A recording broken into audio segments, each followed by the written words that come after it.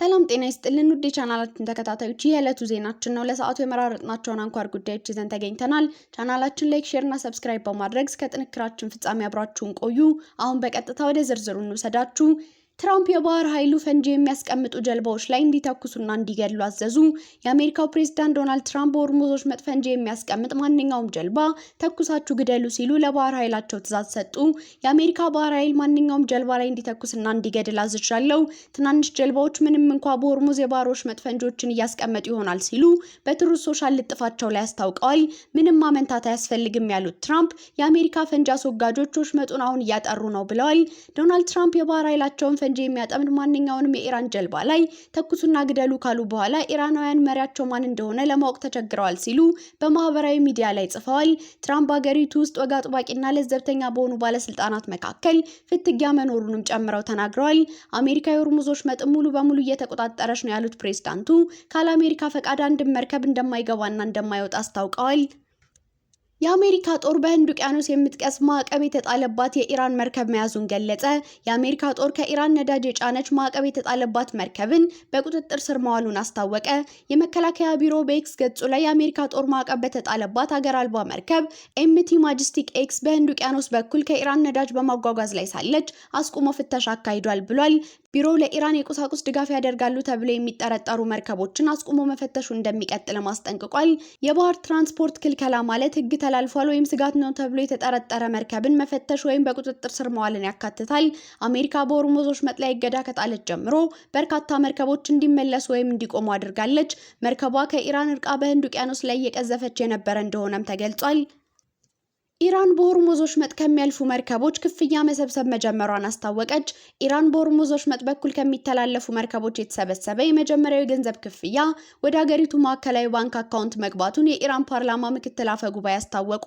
ታስኒም የተባለው የኢራን ዜና ወኪል ምክትል አፈ ጉባኤ ሐሚድ ሬዛ ሃጂባቤ ገንዘቡ ገቢ መደረጉን እንጂ ከማንና እንዴት እንደተሰበሰበ ዝርዝር ማብራሪያ እንዳልሰጡ ዘግቧል። ክፍያው መሰብሰቡን በተመለከተ ከባለስልጣኑ ባሻገር ቢቢሲ ከገለልተኛ ወገኖች ማረጋገጥ አልቻለም። ከአሜሪካ ጋር የተኩስ አቁም ከመደረጉ በፊት ኢራን በወሳኙ ሆርሙዝ በኩል ወዳጅ ሀገራት ብቻ እንዲተላለፉ የፈቀደች ሲሆን በወሳኙ የባህር ወሽመጥ የሚያልፉ መርከቦችም እንዲከፍሉ እንደምታደርግ ስትገልጽ ነበር። ይህ የኢራን ውሳኔ በሀገሪቱ ፓርላማ ተቀባይነት ያገኘ ቢሆንም የሚከፈለው የገንዘብ መጠን ግን ግልጽ ሳይሆን ቆይቷል። ባለፈው መጋቢት ኢራን እስከ $2 ሚሊዮን የሚደርስ ከፍተኛ መጠን ያለው ገንዘብ እያስከፈለች ነው በሚል ክስ የቀረበባት ሲሆን በህንድ የሚገኘው ኤምባሲዋ ግን ዜናውን አስተባብሏል። ሌላ የኢራን ፓርላማ አባል ኢራን በሆርሙዝ ወሽመጥ በኩል ተላለፉ መርከቦች ገንዘብ መሰብሰቧ ካስተማማኝ ምንጮች ሰምቻለሁ ሲሉ ለታስኒም ዜና ወኪል አረጋግጠዋል። ጨምሮም ከእያንዳንዱ መርከብ የሚሰበሰበው የገንዘብ መጠን መርከቦቹ የያዙት ጭነት አይነትና መጠንን መሰረት ያደረገ ሲሆን ክፍያውን በኢራን የሚወሰን ነው በማለት አገራቸው ያወጣችው መመሪያ ተግባራዊ የሆነ መሆኑን አመላክተዋል።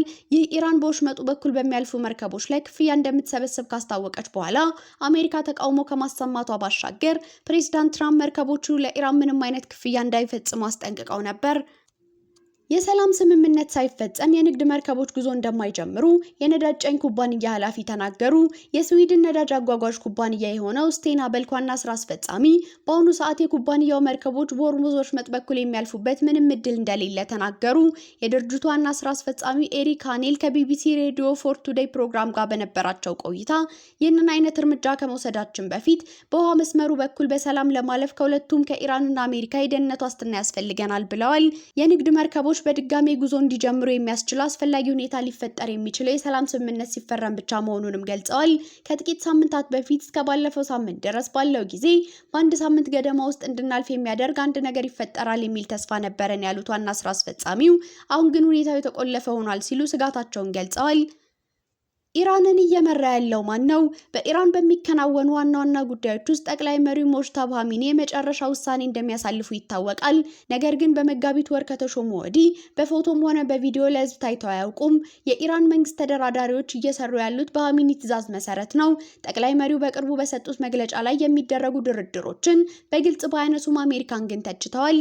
የኢራን ተደራዳሪዎች የሆኑት የፓርላማ አፈ ጉባኤው መሐመድ ባጋር ጋሊባፍ እና እንደ ባጋስ አራግቺ ያሉ የውጭ ጉዳይ ሚኒስቴር ባለስልጣናት ከቅርብ ጊዜ ወዲህ ድምጻቸው ጎልቶ እየተሰማ ነው። ጋሊባፍ ከኢራን አብዮታዊ ዘብ ጋር ጥብቅ ትስስር አላቸው።